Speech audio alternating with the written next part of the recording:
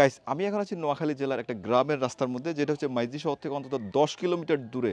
আর এই গ্রামে দেখেন কি একটা রাজপ্রাসাদ করে রাখছে, যেটা আসলে দেখে আমরা এতটা অবাক হয়েছি। আসলে গ্রামের মধ্যে এই ধরনের একটা রাজপ্রাসাদ আসলে সত্যি অকল্পনীয়।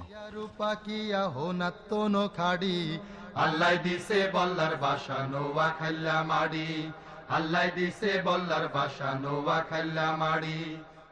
এই বাড়িটা দেখলেই বোঝা যায় যে নোয়াখালীর মানুষজন আসলে কতটা শৌখিন। গ্রামেগঞ্জে এই ধরনের অসংখ্য বাড়ি কিন্তু আমরা দেখতে পাই এই নোয়াখালী জেলার মধ্যে।